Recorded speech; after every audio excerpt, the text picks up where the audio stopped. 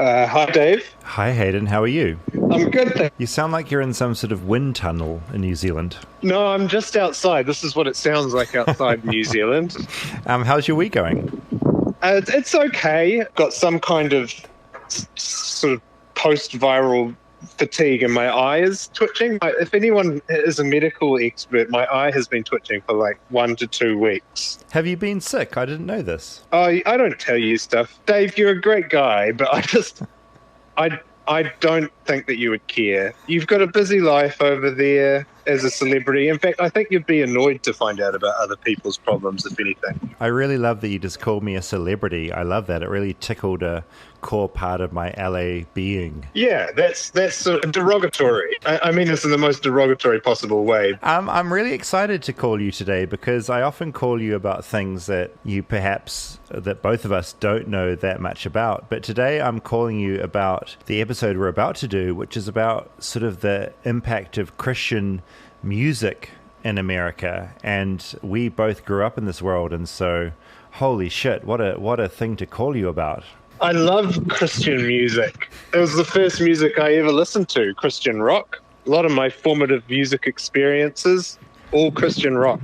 What was the first Christian band that you listened to, do you think? One called Audio Adrenaline, and they had an album called Some Kind of Zombie. So I think the zombie must have been some sort of reference to sort of Christian rebirth or something, because you die and with Jesus in your heart and then reborn with Jesus. I think it must be that kind of thing. For anyone listening that isn't really familiar with the concept of sort of contemporary Christian music, what differentiates it from, the rest of the music that we're all listening to on Spotify and Apple Music and whatever other horrific platforms we're on? Well, there's a great description in one of these classic features that ran in Esquire or something. I can't even remember the author's name, where he just describes it as like regular music but worse. And some of the bands that were in that space did have some crossover, like Creed, for instance. I think it was just a very safe version of rock that our parents could expose us to without getting Satan infiltrating through our ears and into our heart, which was a real concern back then. You did have the satanic panic and stuff. I'm David Farrier, a New Zealander accidentally marooned in America, and I want to figure out what makes this country tick. Now, recently I attended a Nine Inch Nails show here in Los Angeles. They're one of my favorite bands, but it reminded me of a time in my life when I would never have ever dreamed of listening to them because they were way too evil. Growing up Christian, I had a different type of music in my life, contemporary Christian music, or CCM for short. And it recently dawned on me that all this formative music came from, you guessed it, the United States of America. It was born thanks to those heavily affected by the 1960s Jesus movement, a happy, clappy outpouring of spiritual ecstasy that started on the West Coast and then spread like a virus all over North America, Europe, and places like faraway New Zealand. The Jesus movement started to chill out in the 80s, and that's when CCM really came into its own, breaking away from boring old hymns and church songs that were considered too lame for kids of the 80s and 90s. From there, Christian music arrived to fill in all the genre needs of Christian youth: pop, rock, hip-hop, metal, punk. Now Christian kids could listen to music that was less embarrassing, but would still mean they could get into heaven. I was right into it. No Nine Inch Nails for me. It was bands like DC Talk, Newsboys, Jars of Clay, and if I was feeling a bit rebellious, a little bit of Creed to fill in the gaps.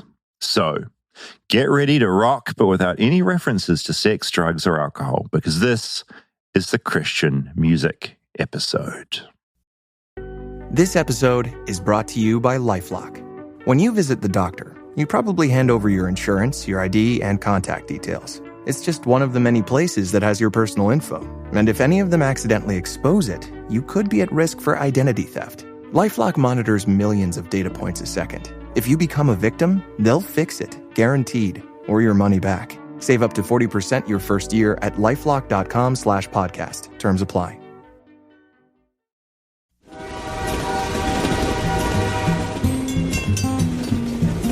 Flightless, flightless, flightless bird touchdown in America. I'm a flightless Flightless bird touchdown in America. Rob, I feel this has been a long time coming. We've both dabbled strongly. I think you more than me. I was hard into it. Yeah. Really hard. This intro was doing a little bit of research for this episode, was the first time I've heard CCM. Yeah. No, that's the thing. CCM. What the hell is that? Christian contemporary music. Yes. Can I, just to deviate for a second, we do feedback at the end of the show every week. We have an important one. We've got a really important one. I've never had the flightlessbirdchat@gmail.com email fill up as quickly. And comments. I mean, this kind of overwhelmed our whole Chipotle. It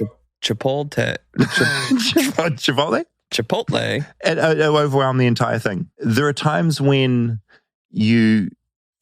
it's so like you can mention one thing. It's kind of like the nightmare is doing this. Like we ramble for an hour or something, right? Mm-hmm. You put it out. You can say like a lot of things. You can say a lot of good things, bad things, things you'd do differently. But occasionally you slip something in, and it just takes over the entire thing. Yeah, and it's comfortable in here. It's just us. It's just us talking. Just yapping. Two bros hanging out in a studio. So there was a lot of feedback. Most of it was very polite, but I wanted to read this slightly angry one because I love slightly like angry feedback. So Mindy wrote in. Well, wait. You love slightly angry, but let's not encourage. Oh, I'm not encouraging. I love the like politely correcting, like sent us links to podcasts to go listen to about it. Yeah. No, there were. I'd say there were hundreds of really beautiful ones. I just like people. I don't like it, but part of me finds it entertaining. It stands out from the sea of politeness. Honestly, it's exhausting. I want to be a big fan, but you're so ignorant about things that even mediocre Americans are already well versed in.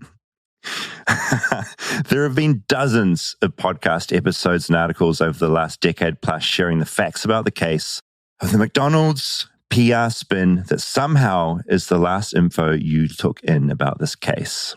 Try the You're Wrong About podcast episode. I'm sure my shitty attitude isn't helping. I also emailed you about the fact that you still believe Supersize Me wasn't terribly kind to them either. She goes on, she signs off politely. But in essence, we made a big... Do you want to start? It wasn't a McDonald's episode. I just wanted to say, I've written a statement.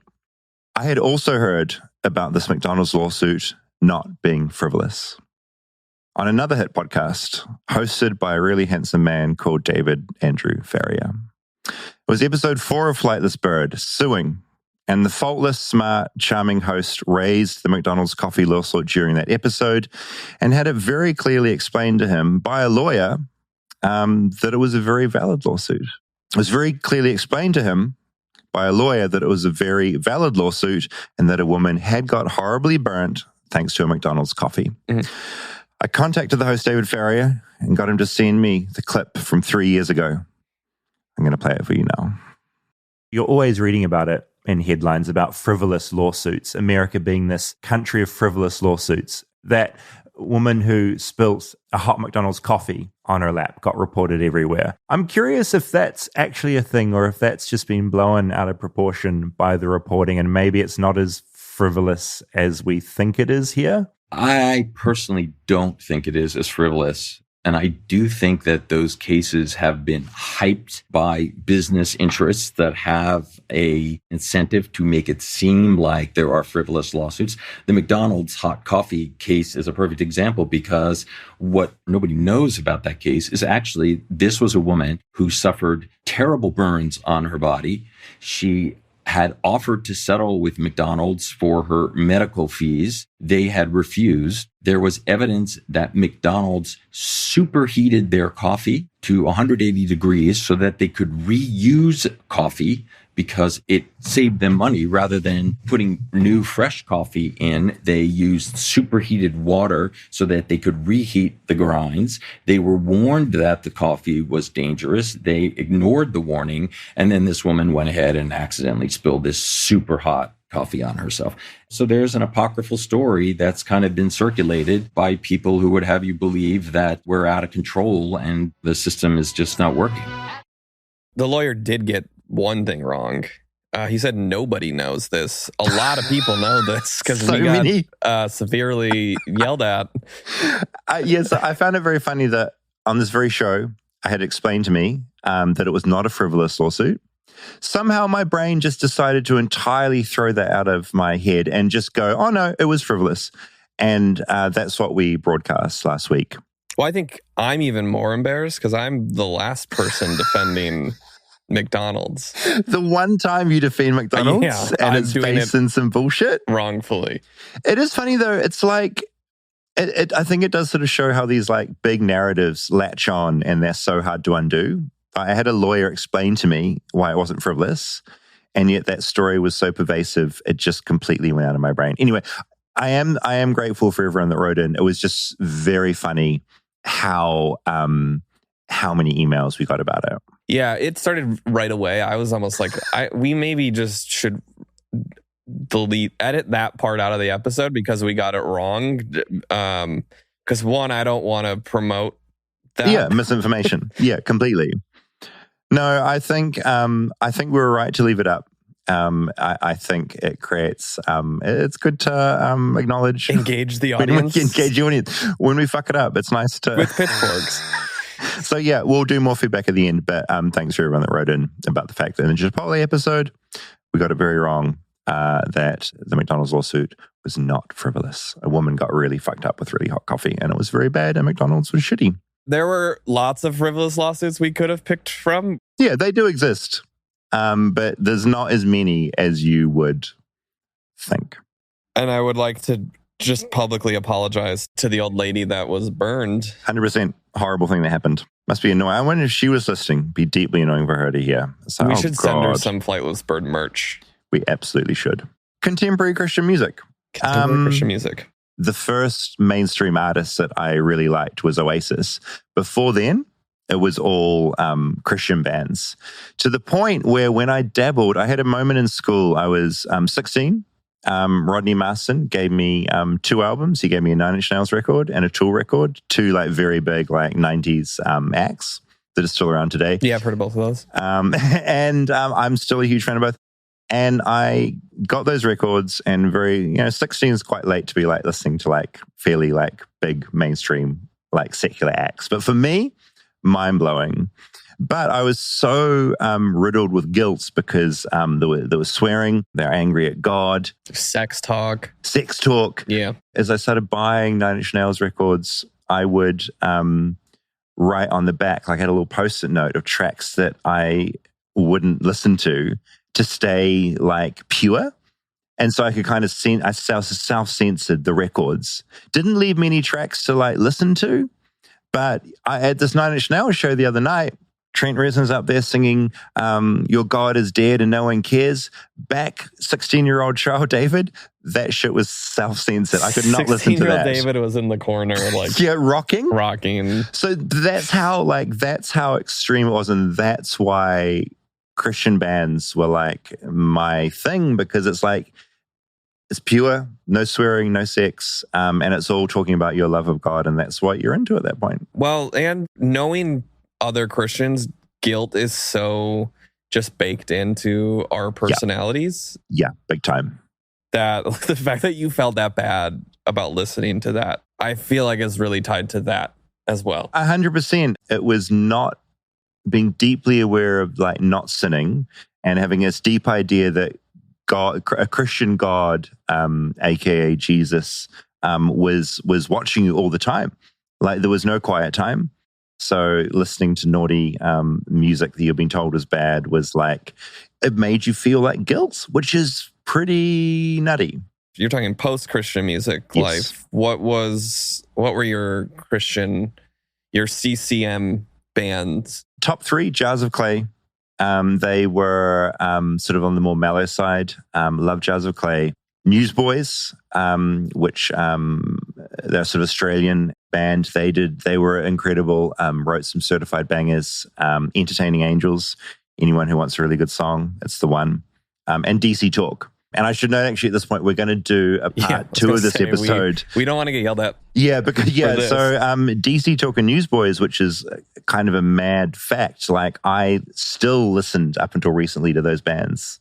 but they have been involved in a pretty horrific scandal, which we'll get into in part 2. Yes. But this episode just kind of wanted to talk about the genre and the entity, because for a lot of kids, including me in New Zealand, it was how we experienced different genres of music. So I think for me, it was almost opposite. Like I did grow up going to church and stuff with my family. And it was just church music to me. The quite boring songs, like the chorus. Just what was played at church. I see. Did you sing? Like, did you sing as a congregation? I mean, the congregation did. I did not. I think the only thing that penetrated was the soundtrack for Jesus and the Technicolor Dreamcoat. Oh, incredible. I remember having that on CD. Yeah, banger. But for me, it was more Christian bands, because it's a weird genre blurring thing where I don't like if you have Christians in the band, they then got labeled Christian bands. Yeah, 100%. There was like Underoath, Anne Boleyn, Copeland, Isley, MXPX, Me Without You had it a bit. I had no idea MXPX was Christian adjacent until now, right? Page France had a lot of lyrics about Jesus and religion. This was music would you be going to shows or like downloading tracks, buying CDs? Yeah, they were just like within the genre of music I was listening to. And then like Page with a Lion I got really into, and David Bazan was like had a lot of Christian themes in his music. And then even like Danielson and Sufjan Stevens. Like Sufjan Stevens was in Danielson. Right. And it was like Danielson, the like lead singer's other project was Brother Danielson. So were you listening to this stuff because so I was listening to it because it was the only option I had. Yes. I was not that. That wasn't your world at all. Yeah, you're coming from that different place. I like this musically at that age, and this lyrically was part of it, but it wasn't the like tie for me. I did realize I was kind of looking through these bands. A lot of these bands have siblings in the band, which was funny. So like Isley is a bunch of sisters. Copeland, Me Without You had brothers in it. Danielson had like a bunch of siblings. What do you think that is? Is that just as I do like Christian families, like kind of it's okay to all hang out and it's not lame? I think it's also getting into music because of church, and they're playing music together, and then they're like, "Oh, we want to make this music ourselves." Which I will note. I asked Sherry from Isley if she considered them a Christian band, and she said no. Really? Yeah, no, they were Christians, and they came from the church, but they didn't consider themselves a Christian band. It's interesting, isn't it? Because you can have a band full of Christians that are not a Christian band. They're not singing about Jesus or God. And then you can also have a band that has not all Christians in it, like a Creed, and some people consider them Christian. Contemporary Christian music to me is bands that exist to talk up Jesus, essentially, and the idea of like potentially converting people into the faith. I'm going to get into this next week because there is this like, with a lot of the music I was listening to, I think not your bands, but a lot of my ones, there was this underlying Christian nationalist edge to them that when I was in New Zealand, I just went over my head completely. But a lot like DC Talk and Newsvoice, heavily aligned with the Republican Party, and like music being blasted before the Capitol riots, that kind of thing. And I only recently learned about this. But there's that whole kind of underlying thing of like, no, we want to convert you into our religion. And that comes with like a few other things. And then that's very different from people that grew up playing music in church and then decided to make a career of it. A lot of, the members were Christian, but it doesn't necessarily make them a Christian exactly. band. And it's that thing like, if I go back and listen to a lot of that music, they're essentially like contemporary Christian music. A lot of it is like a love song, but they've substituted like a female character with Jesus. Yes. And that's quite a wild thing to listen back to. If you had just substituted Jesus for like Sally, it would be a whole different thing. You're like, does this person want to fuck Jesus? Like, this doesn't seem good. But that's the vibe. Yeah. Well, so I looked up top 10 Christian bands. Oh, yeah, right. I'm very curious about this. So I should have checked this. I don't know if these are all American or not. Sorry. Probably Most not. of them probably will be. You've got number 1 was Switchfoot. 2, POD. Fuck, POD was Christian.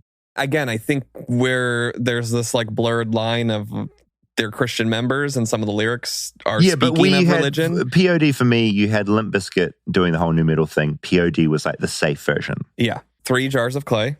Yeah. 4, Sixpence None the Richer. Forgot about them. They did that song Kiss Me. Yeah. Oh, that's from the Dawson's Creek score. Maybe Jesus. Goes back to that theory. Striper. Uh-huh. DC Talk. DC Talk, not good. Flyleaf. Mm-hmm. Reliant K. Mm-hmm. Need to Breathe. Never heard of them. And the Newsboys. Newsboys. Yeah. I did find a funny quote. The singer of Switchfoot, Joe Foreman, when he was asked if they were a Christian band, his response was, "None of these songs have been born again, and to that end, there is no such thing as Christian music. No, Christ didn't come and die for my songs. He came for me." Oh, God. That's such like a bending over backwards answer. That's wild. So again, like even making that list and even listing some of these other bands that I knew as kind of Christian music, Isley doesn't personally endorse that they were a Christian band. And I don't know that any of these bands necessarily do. But to that end, we talked to Aaron Gillespie from Underoath.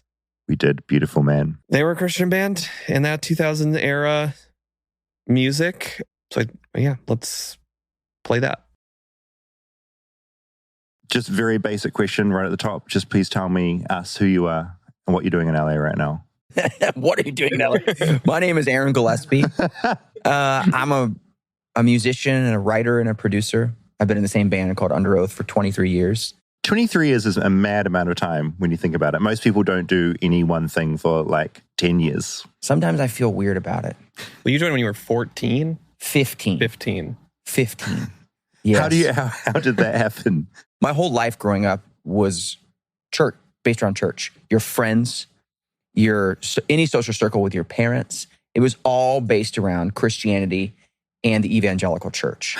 And for us specifically, charismatic evangelical church. So not Baptist, not Presbyterian, not Methodist. Mega churchy vibes a little bit? Mega churchy vibes a little bit, but like speaking in tongues, people falling over, 3-hour services, that. And there are mega churches of that, but ours was probably between 300 and 800. Yeah, so smaller congregations, but all that stuff that you think of in evangelical Pentecostal land. And it's not all evangelical churches aren't Pentecostal. They're not synonymous with each other. Anyway, so I was playing drums, and all I wanted was to be in a band. I'd always been like too loud for church. Like I saw when I was a kid, my aunt and uncle got divorced, and he was really into like Pearl Jam, my uncle, and fucking Nirvana and the coolest stuff.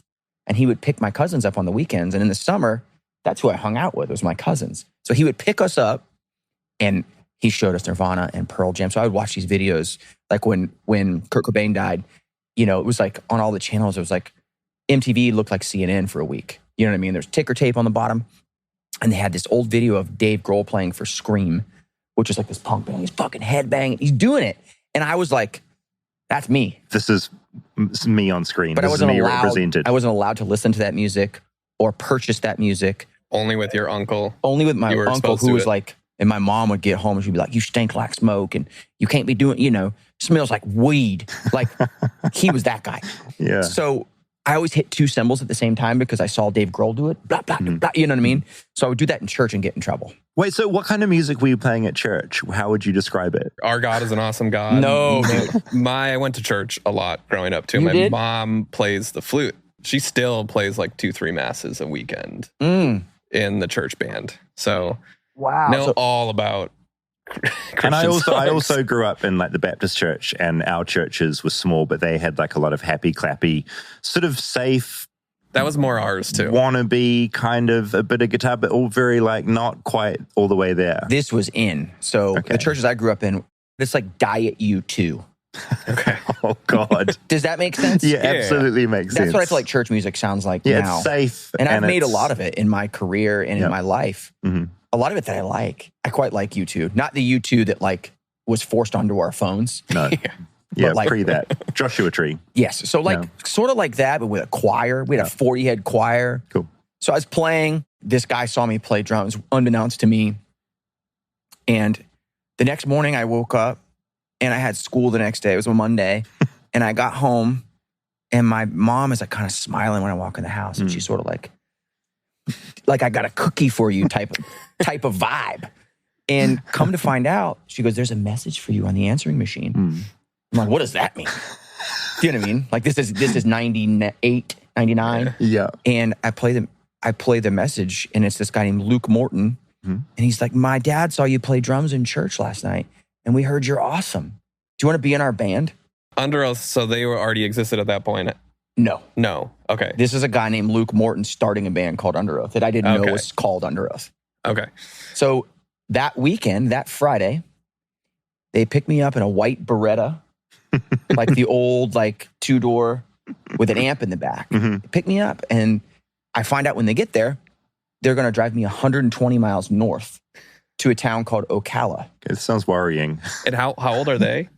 18. 18. Okay. So I'm 15 and my mom let me get in this car and go. And they played me all this music on the way that I had never really heard. The only music I could consume was every Friday night my dad would get drunk, which was like a secret. He would drink Coors Heavy and listen to vinyl.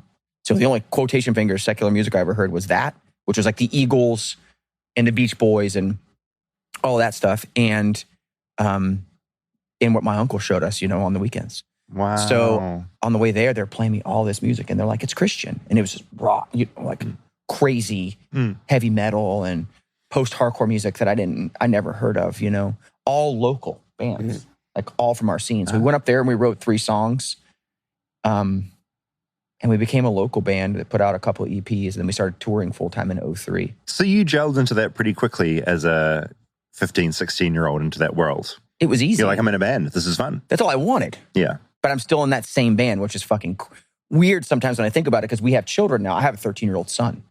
So we have children now that are around that age and there's no world where I'd be like, hey, go to if you get home and your answer phone is blinking, you still have an answer phone and someone's like, I'm taking your kid on the road. Dude, not a snowball. It's not happening? No.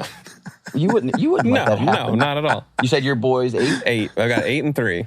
So in 5 or 6 years, your son's gonna go to Palm Springs and start a band. It's mad. With kids that are 18. Although I was doing that when I was 15.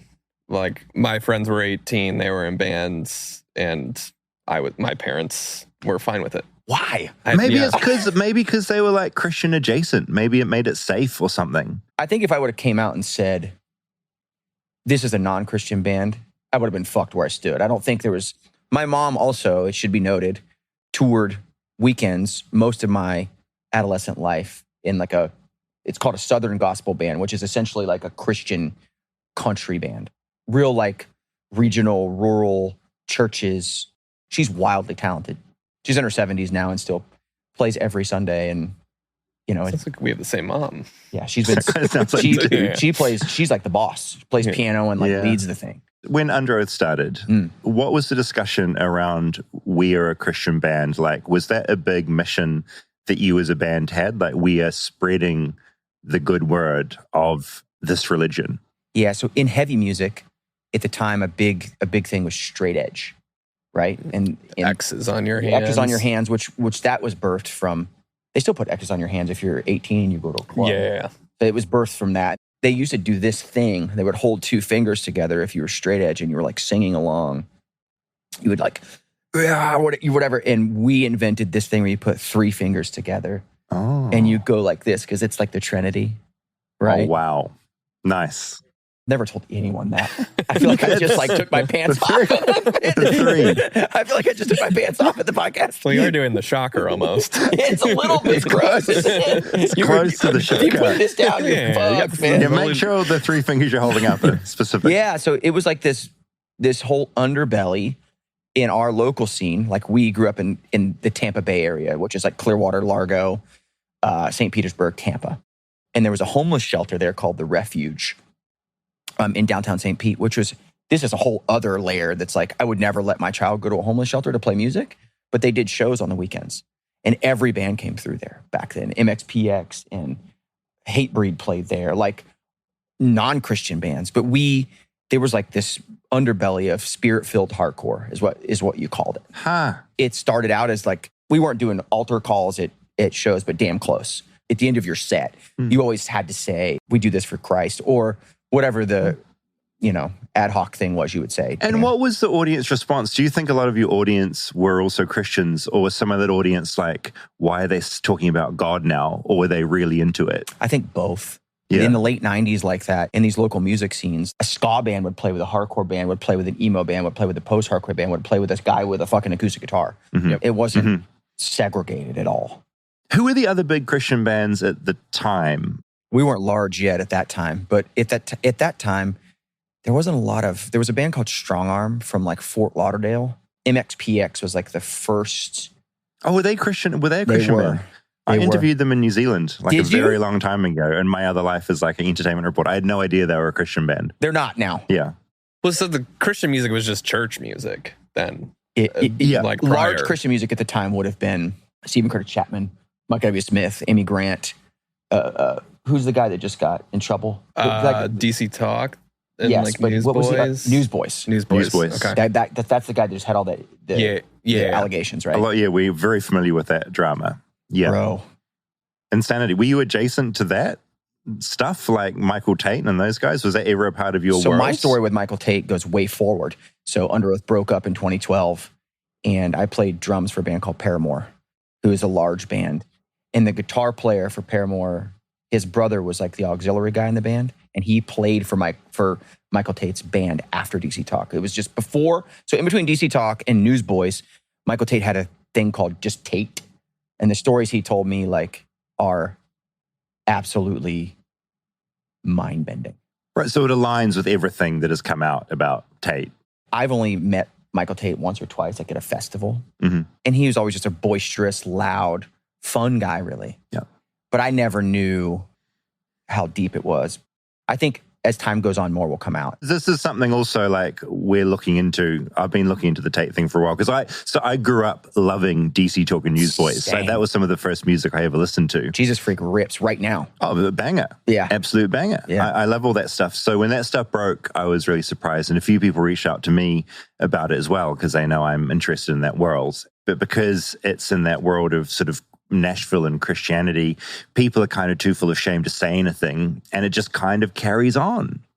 There was a time that he had, allegedly, I don't have anything to back this up, but he had like a stunt family to like go to award shows and stuff with, because he was homosexual. He is a homosexual and was so closeted for so long because that lifestyle is so unaccepted. Yeah. You know what I mean? That he had to have like a stunt wife and children, which is a whole, the trauma from that alone is fucking, that's fucked. Right? Well, no, that's the thing. I mean, the tragic thing, I think, with his story is that the scene he's in wouldn't let him be a gay man. So that all got so repressed. Can you imagine? And then that just rippled out in all these other horrific ways for decades. Can you imagine? Which is just such a mad thing. The guy's 60 years old. Is he 60?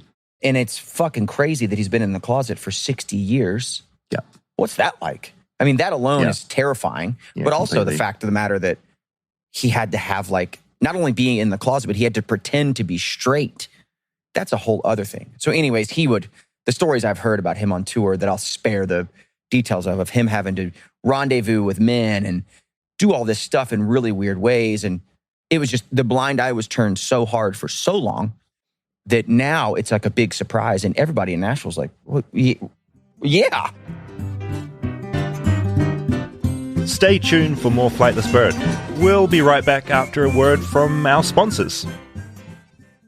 Support for Flightless Bird comes from Wild Alaskan. Now, one thing I have always struggled with, maybe it's like a New Zealand thing because I'm so used to getting like fresh fish in New Zealand all the time, but I find it really hard in America to know where to buy fresh fish. And I think it's one of the scariest things to get because you want it to be fresh, you want it to be good. Yeah, I took a blood test recently and my doctor told me I needed to eat more fish. You need to eat more fish. So this is perfect. Here comes Wild Alaskan. Essentially, the Wild Alaskan Company is the best way to get wild-caught, perfectly portioned, nutrient-dense seafood delivered direct to your door. I have a big box of this that arrived the other day, opened it up, and I have my fish supply for the next 2 months. My freezer can actually barely fit it, but you can obviously choose how much you get. I got greedy. I am a big salmon guy. I also recently bought a thing you love in America, the toaster oven, which is not a thing we have, but I toasted some salmon. Holy mac, very, very, very happy. Yeah, their fish are 100% wild caught, never farmed, which means there's no antibiotics, GMOs, or additives. Just clean, real fish that support healthy oceans and fishing communities. And yeah, because the fish, they're nutrient rich and full of flavor. Wild Alaskan fish is frozen off the boat to lock in the taste, texture, and nutrients like the omega-3s that Rob just mentioned. Which is what I need. Yeah. And it's sustainably sourced, which we love on this show. Wild caught from Alaska. Every order supports sustainable harvesting practices, and your membership delivers flexible shipments, expert tips, and truly feel-good seafood. And this is a really wonderful thing when you're trying something new. It is risk-free, 100% money-back guarantee. If you're not completely satisfied with your first box, Wild Alaskan Company will give you a full refund. No questions, no risk, just high-quality seafood into your belly. Not all fish are the same. Get seafood you can trust. Go to wildalaskan.com/bird for $35 off your first box of premium wild-caught seafood. That's wildalaskan.com/bird for $35 off your first order. Thanks to Wild Alaskan Company for sponsoring this episode. Support for Flightless Bird comes from Mint Mobile. Now, if you're still overpaying for wireless, it's time to say yes to saying no. At Mint Mobile, their favorite word is no. No contracts, no monthly bills, no overages, no hidden fees, no BS. So ditch overpriced wireless and their jaw-dropping monthly bills, unexpected overages, and hidden fees, which I hate hidden fees. I hate overpriced mobile bills. Plans at Mint Mobile start at $15 a month. And all the plans come with high-speed data and unlimited talk and text delivered on the nation's largest 5G network. Use your own phone with any Mint Mobile plan and bring your number along with you, along with all your existing contacts. We use Mint Mobile, and you should too. I mainly just not like spending $85 a month. Really not missing that. So, ready to say yes to saying no? Make the switch at mintmobile.com/bird. That's mintmobile.com/bird. Upfront payment of $45 required, equivalent to $15 a month. Limited time new customer offer for the first 3 months only. Speeds may slow above 35 gigabytes on unlimited plan. Taxes and fees extra. See Mint Mobile for details. This episode is brought to you by KPMG. Making an impact is how KPMG helps make the difference. KPMG applies advanced tools and strategic thinking to convert data into actionable knowledge and deliver value by improving performance through transformation, modernizing processes with technology, harnessing the power of data, navigating complex M&A transactions, and enhancing trust among stakeholders. Go to kpmg.us/advisory to learn more. KPMG. Make the difference.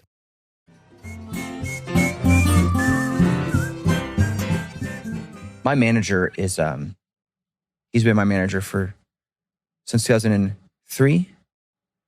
He's a Jewish man from New York. And he told me there was a time that I dabbled in trying to make some Christian-facing music. Because Underoath has always toured with secular bands and done our thing. And then for a time, we would say that we were a Christian band up until probably about 2010. So I quit Underoath in 2009 or 10 and tried to do my own thing. This is before the Paramore thing where I was like sort of playing in churches again. Like I felt a pull back to it. And he told me, he goes, I've never met worse people than the people in this business. Huh. The business being Christian music? The Christian music industry. Yeah. It's all based on charity a lot. People are like, if you do this, God will bless you. There's a lot of underpayment and then a lot of overpayment. And then a lot of weird barter system stuff. Yeah, and very presentational. Very presentational. Like there were smaller bands that had a rich father. And I don't want to name any of those bands, but their dad would buy like a PA and a truck and lights. And then like a band like the Newsboys would take them on tour. And not just the Newsboys, lots of bands would take them on tour and say, if you drive all this shit and you fucking hang all this stuff every morning, you can have the opening slot. People would do it. And in the regular music market, like the market that we're in, that's not going to happen. That's like wrong. You know what I mean? Like but he straight up said that to me. And that's when I sort of really started to back out. 2012, 2013, I was like, oh shit. When he said that to me, it just really went to my core because he's such a generous, giving man who isn't a Christian and will never be one. Okay, so bigger picture here for a second. It's a weird question to bring up, but I think it's pertinent to the conversation. Like, would you still classify yourself as Christian? In this conversation with you, because you understand what I'm saying, I would say I'm a Christian. But to a person on the street, I would say no. Because I don't believe in heaven or hell. Yeah, that system isn't what you mean when you say you're a Christian. Mean. Because when you say you're a Christian on the street, you're immediately all these awful things. You voted for Trump. You know what I mean? Like you just so it's just easy to say, I'm not. Yeah, 100%. It's easier, and it's probably more true in a social aspect. Completely. You know what I'm saying? And in a worldview, it's more true. So with that in mind, Underoath is growing, and when Underoath is still a Christian band, you're still, the message is, this is Christianity is the thing, come to Jesus. When did that shift and change as a band or you individually, where you're like, no, I'm not comfortable with this anymore. Like, this isn't what I think we should be doing. And when you grow up completely in church, all your friends are charismatic Christians, you go to Christian school or you're homeschooled. Like a lot of us in our band were homeschooled. I was homeschooled. Yeah. Yeah. But homeschooled through the lens of Christianity. Yeah, absolutely. You grew up with no culture. I was sitting in a podcast a couple weeks ago with a guitar player in our band. He's like, so what turned you on to music? What was, and I think the answer they expected was like, I saw some Stones with my dad when I was 8 and it was fucking crazy. And it gave me goosebumps and made me well up. He goes, well, we grew up with no culture.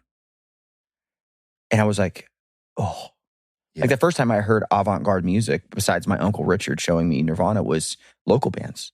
And then my dad every Friday would sneak the Eagles in or something. But we never heard cool music. It just doesn't exist. That was my upbringing too. No culture. Yeah. It was like local bands all in on that. No culture. So we started touring full-time in 2003.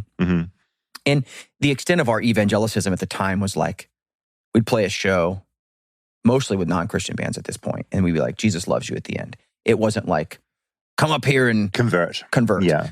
So you start to meet people on the road and you're like, there's no way this person is, quotation fingers, evil. Like, how is that possible?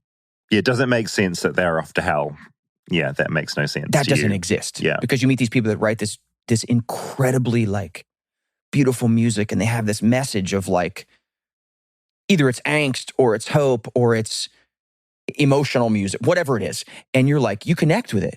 And it's really difficult for you as a person to look at them. And what we were taught growing up is, if you don't accept Jesus into your heart as your Lord and Savior, you will spend the rest of eternity burning in hell. Yeah, quite extreme. Boiled down to what it is. So let's call the fucking kettle the kettle. That's what it is. So you go meet people from all these walks of life and you're like, no. Like, there's no way. Yeah, that worldview just fundamentally doesn't make any sense. But then you feel guilty for feeling that way. And that's the most difficult part.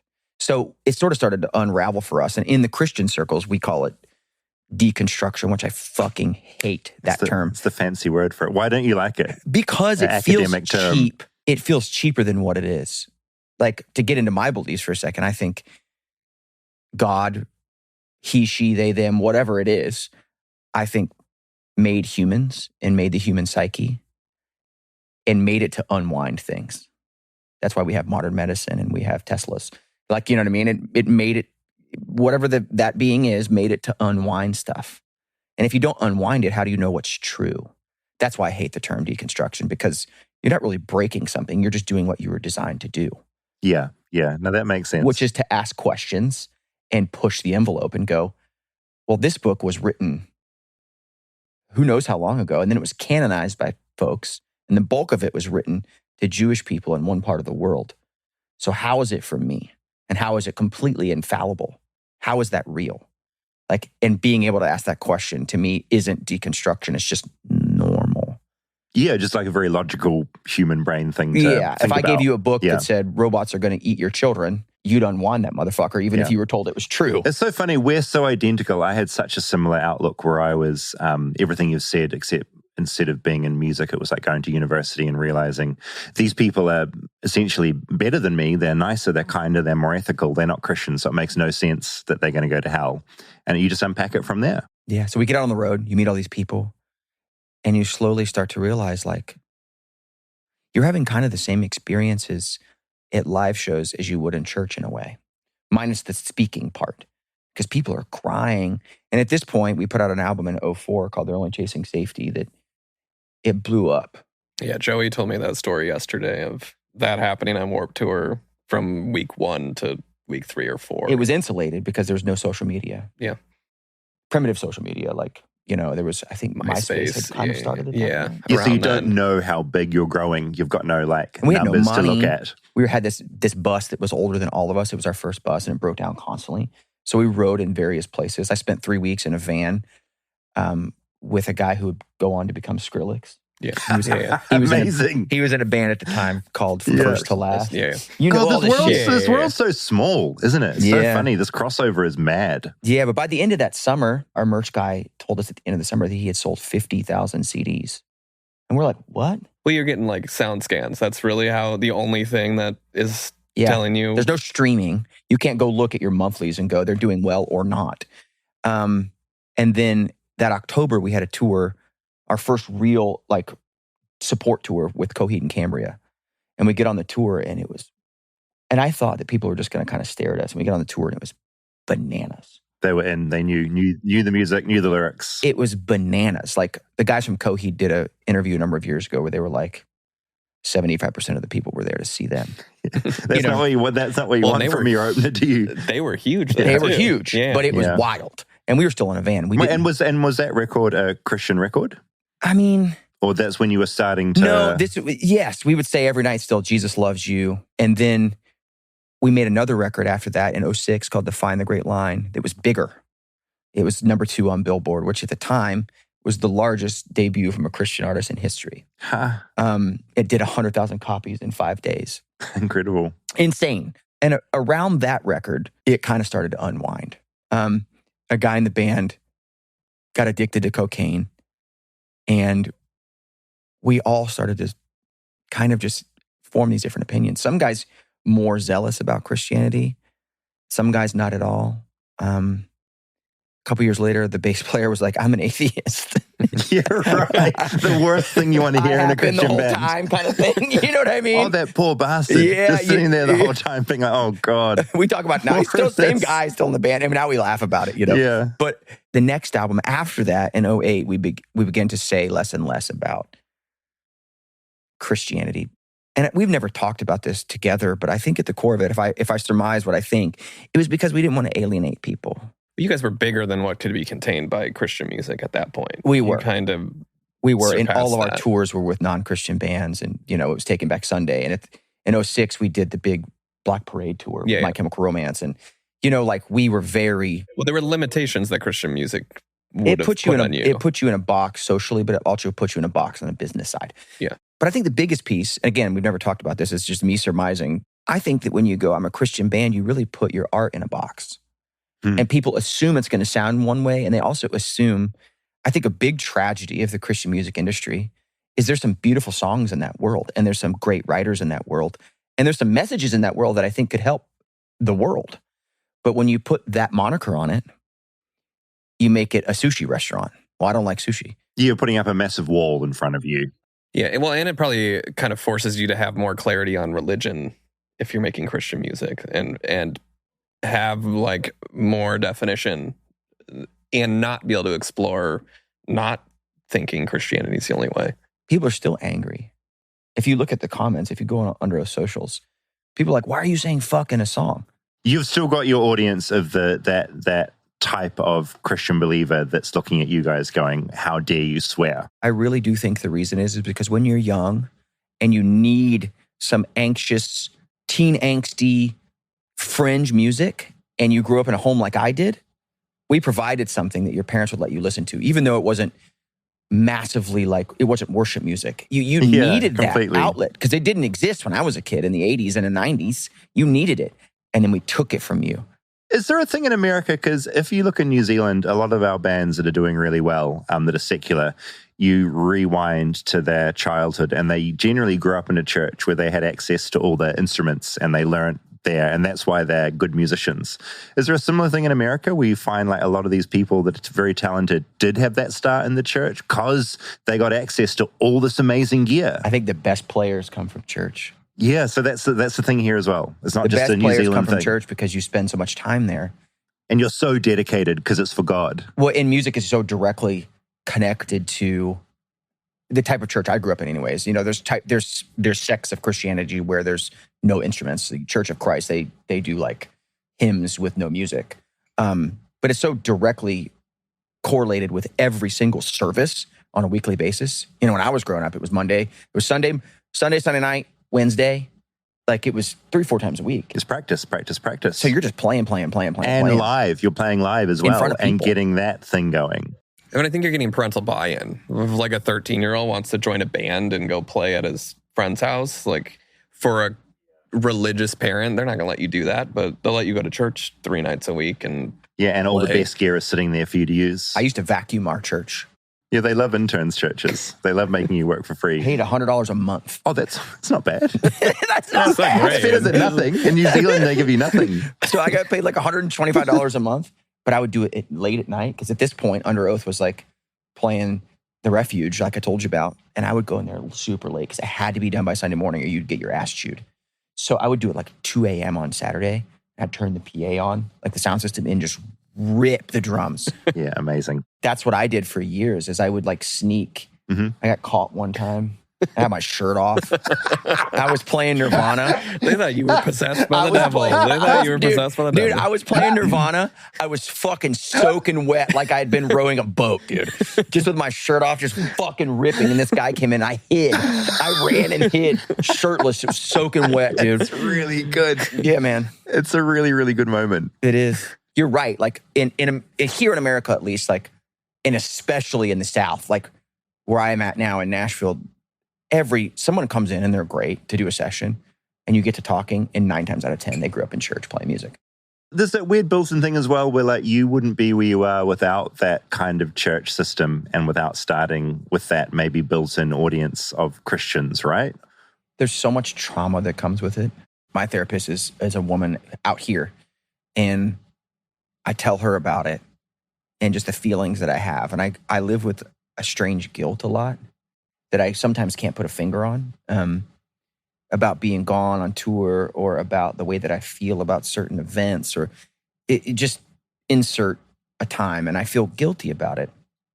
And she sort of helped me uncover like, that's because of how you grew up, you know, but there are things about it that I adore and I'm so thankful. I'm so thankful for the way that I grew up with that musical upbringing and that opportunity to play so frequently, but also, man, there's a fear and a trauma that the sect of Christianity I grew up in sewed into my life that is really, really difficult to deal with today as a 42-year-old man. You know what I mean? Things that I would never subject my children to.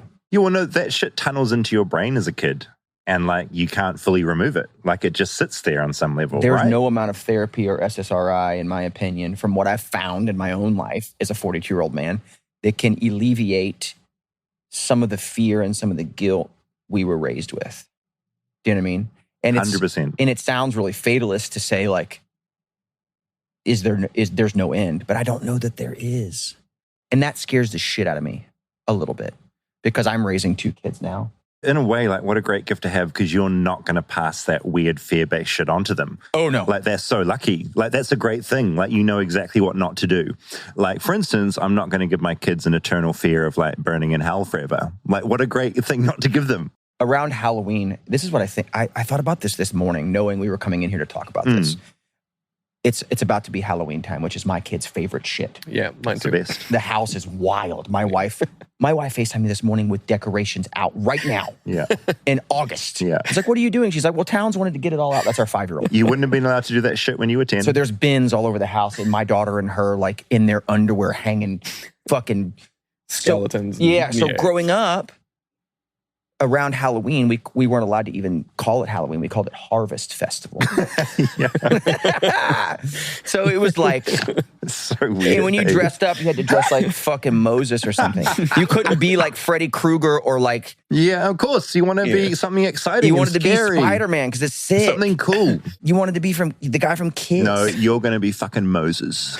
Yeah, you're you got to be Joseph. Fucking sucks. You get to wear like a robe and long hair. You get to have a fucking belt made of rope. God bless you, son. No, so around this time of year, I think about this. The larger churches would do these things called. There was many different names: Redemption House, Hell House. So you would go, and there'd be like a large production maze built. And the one that sticks in my mind is it's based around a night of a prom. Mm-hmm. So you walk in this room, and there's all these, and there's live actors. It's like, what was that show in New York where it's like just happening and you're in it? It was Sleep No More. Big trend, yeah. Yeah. So it was like that. So you would go, and there'd be all these teenagers dancing, and then they start drinking. Yeah. Right? Yeah. And you go through this other hallway, and they're drunk. Mm-hmm. And then you go to the next hallway, and there's two vehicles, cars, that they put inside of a building that one's crashed and the other one's, the door's open. And then you see a body on the ground. Uh-huh. Right? Mangled, yeah. Mangled, and there's smoke and a fucking fence in front of it. And there's just thousands of teenagers over the holiday walking through this. And you get to the next room, and it's Satan himself, like with the horns and the fucking fingernails and the makeup and the whole thing. And he's taken this guy to hell. Oh, amazing. He's taken the guy in the accident to hell because that guy was drinking and fucking his girlfriend, whatever it was. I don't remember the exact. And then this is the part that it gives me goosebumps to talk about. You go into the next room, and it's like pillowy and white, and it smells good, and there's like Mozart or something playing. And the other kid that was in the accident, he knew Christ, and he went to heaven. And then there's one final room that has like auditorium-style chairs in it, and you go in there, and they ask you where you want to go when you die. Oh, God. And you've just seen this. Yeah, that's right. And you're 13, and your brain is made of any malleable material you want to come up with. And yeah, I'll take the room with Mozart, please. Yeah, you don't want the hell room. Whiteness. Can you imagine making your child go? I can't imagine it. It's such a weird, warped way to like take in Halloween. And I'm saying like in New Zealand, I mean, we don't really have Halloween to the same extent America has it. But I grew up thinking Halloween was like the most evil thing you could imagine. It's like, that's how Satan gets like into you, you know? Yeah. So I'm glad you're celebrating it now with your kids. They're going to have some cool, fun memories, you know? My mom was like the one that was like, she'd fuck around a little bit. Like what she was doing, she should let you go off to as a 14-year-old with these like. No, she would take us band. trick or treating at like 6 and 7 years old and not tell my dad. Oh, your mom's baller. She's this baller. is great. I love this. Crazy woman. Yeah, cool. We'll see if we can find you a hell house. I'd love to. Okay, this is good. You need to go. Well, no, that's the thing. I think that so many people have come through that type of church system around the world, but very much so in America, and been spat out the other side and don't really know how to talk about it with other people and don't know they've all been through a similar experience of like a really fucked up thing. But it is really fucked up. But we're all here. We sort of went through versions of it. And there was some like positivity that most of what makes us good came from that. 100%. But also all the PTSD of it is still there. Just those like core values came from there, and we took them and realized they didn't need to come with all this other bullshit attached. Yes. Yeah. No one's ever put it that way, which is such a simple way to put it. But you're right. My wife and I have that conversation about the kids all the time of like, we don't need that to give them this, but it was just this easy shortcut our parents were able to take. I don't think our parents did it out of malice. Oh, hell no. A lot of times it sounds like when I'm talking about this, especially in this conversation, it's like, they took us to Hell House and now I'm fucking crazy. They cared so much. They wanted to give you all of that. Like it was out of love, which is the craziest thing. That's the craziest thing. And I think as parents, for you and I, people like us that grew up in it, people like all three of us, we know now how to love our children. Yep. And show them the same values, but without all the bullshit. Yep. Okay, great. Thanks for coming in. Dude, this was so fun. Yeah, God. Thanks for doing this. Anytime. I liked him a lot. Yeah, we were the same age, 42, and it was just quite bizarre the number of formative, similar things that we had in our lives, including an eternal, horrific fear of hell that's like permanently stuck in our heads. Well, and getting caught shirtless in the church playing drums. and that too, totally normal. That was such an interesting thing because I think of a lot of the big bands that came out of New Zealand, and a lot of them had their start in church. It's like you get access to all the equipment, you learn how to play live, you learn everything, you've got an audience built in that turns up all the time. And so those people end up going and making music out in the world. Yeah, really created a space, I think, for kids to get into music. And yeah, there's the one good thing I could say about church is that it does create some like amazing musicians like later on in the piece, you know, when they get out of that church environment. Yeah.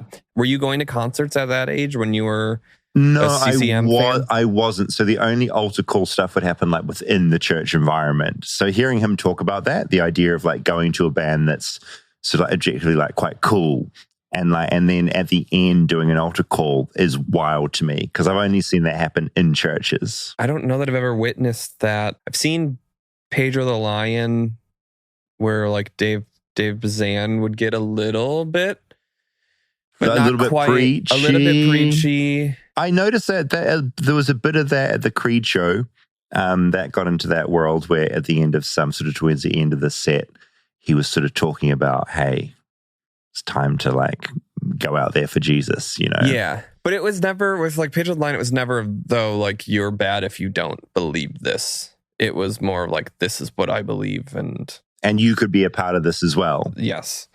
Have you seen Underoath perform? I have not. We should go at some point. We just missed them at the Forum. Yeah, I know, annoying timing. But yes, next time they come through. I also am very excited. He does want to chase up that Hell House for us. We should see, though, I think they stopped doing the altar, or they stopped doing the Jesus Loves You at the end, but we should see if he'll bring it back for the show that we go to. The show, we're going to do some nostalgia, and at the end of this thing, we're going to do like a little bit of preaching. If you haven't been in those church environments, the music is such a big part of those happy clappy churches. Because, you know, if you're not part of that Christian world, like think how together and happy you feel at a show with everyone around you. Mm-hmm. That's what church music and church bands and this contemporary scene kind of does within church. It's like it makes you feel like, oh yes, something is moving in me. It must be Jesus. Well, and it's like when you go to a concert and they play their biggest hit. And like everyone's singing along and gets into it. Like they the do light that has come out. Every song is that because it's the same church song that you know. So finely tuned. That reminded me of something. So in New Zealand, have you ever heard of Brooke Fraser?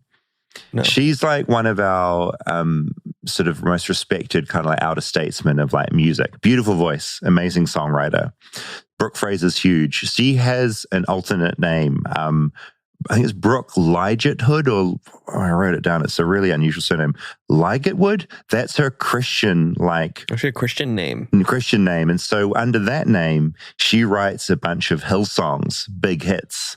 So Hillsong makes so much money out of their music, which is essentially all altar call music. And a lot of people in New Zealand don't know that she has this other identity.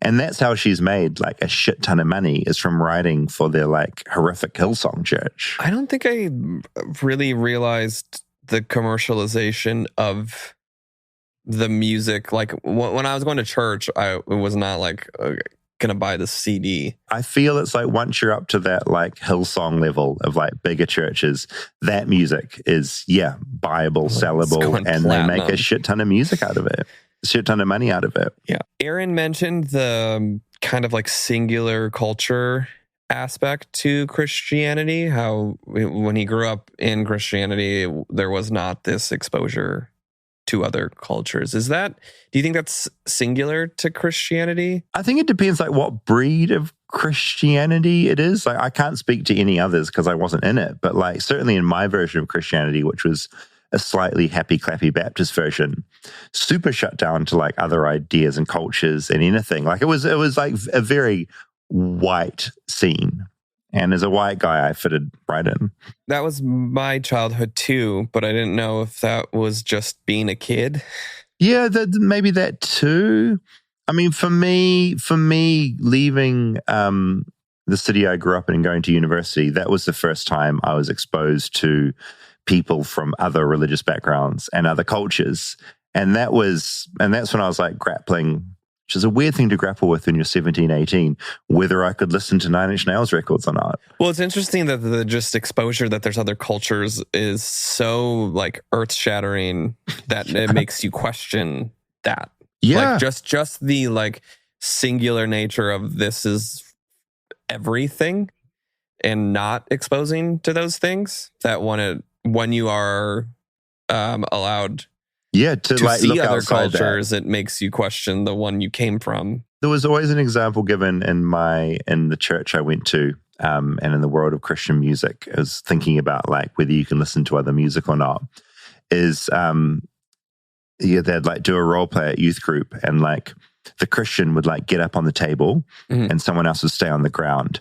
And the idea was like, it's so much easier for the unbelieving sinner to pull the Christian down off the table, for the Christian to pull them up onto the table. Yep. And that was like the approach you had to everything. So like you avoid people that aren't Christian and not listen to evil music and hang out with them lest they bring you down metaphorically and also then literally into hell at some point. Yeah. He talked about deconstruction in that, and I think it's interesting. He didn't like that word, but my deconstruction process took it's probably still going, but it took, I'd say, like between 5 and I was very slow to come out of Christianity entirely. It started like I went to university and I met this Jewish girl, and in my mind, like Jewish people, like they don't believe in Jesus being the Son of God, so they've got the. But I met her and she was like just objectively like a much kinder, better person than me. Yeah. And I was like, oh, like I can see that. Yeah. I don't easy. know her, but literally anyone that's not me. But I just sort of just objectively went, oh no, like if she's going to go to hell, this makes zero sense.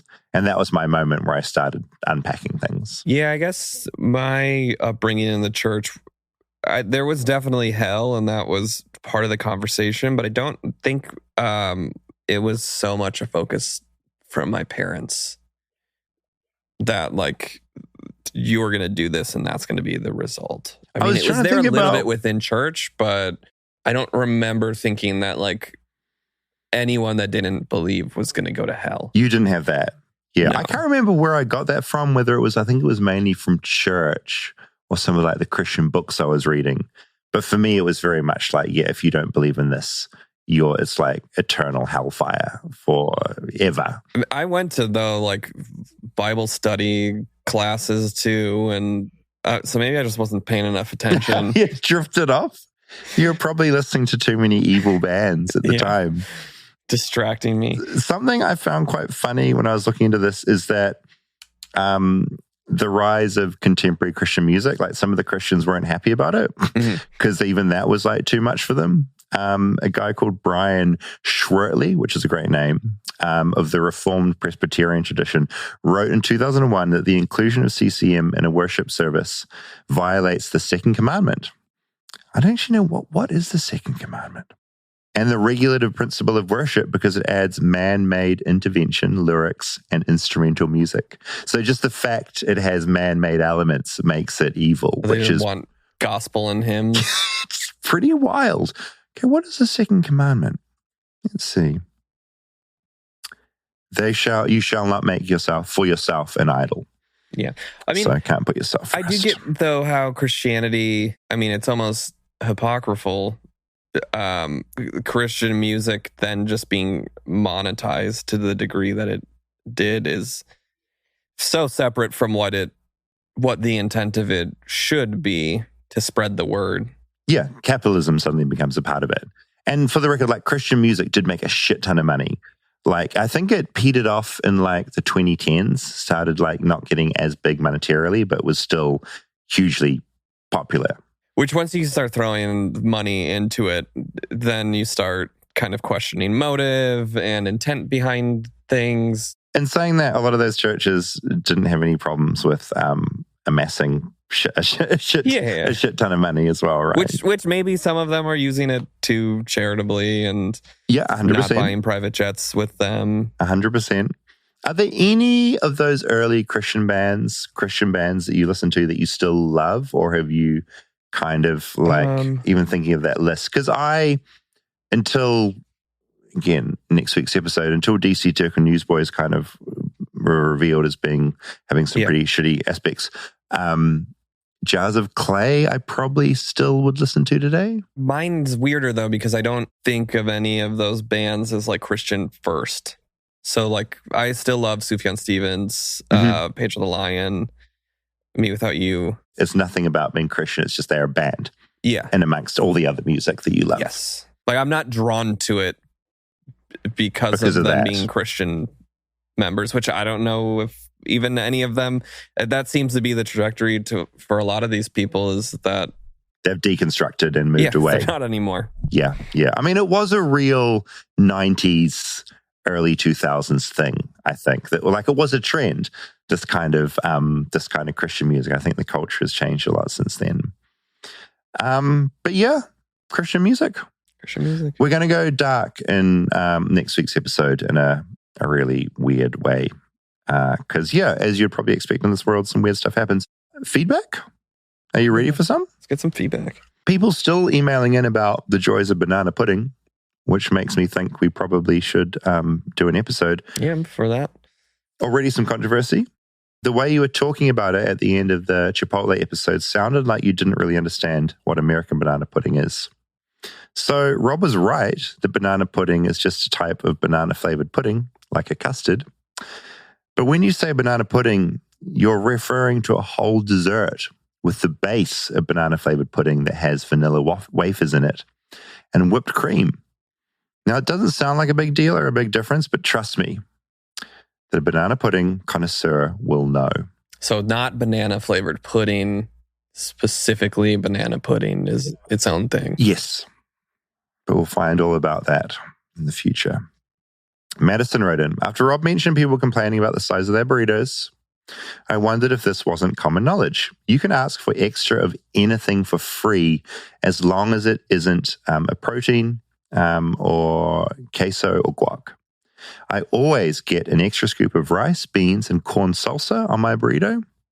While this makes my burrito absolutely massive, it means I can get 2 meals out of my burrito every single time. Burrito sounds good right now from Little Chipotle. hack. You're going to go straight off there after this? That was the worst part of doing that episode. Being in a coma afterwards? Well, but whenever I think about it, I want to eat it. I can see the look in your eye now. Yeah. It's like you got activated. Yeah. I did too, by the way. And I again, not my favorite burrito or Mexican food. It's just something's like it's satisfying. Yeah. And it's like, it tickles something, right? I think it's the mass of it. It's just like, and like the tortilla, the softness of their flour tortillas. I don't know. I'm getting it now as well. I want a burrito now, though. Barbara wrote in, not Streisand, another one.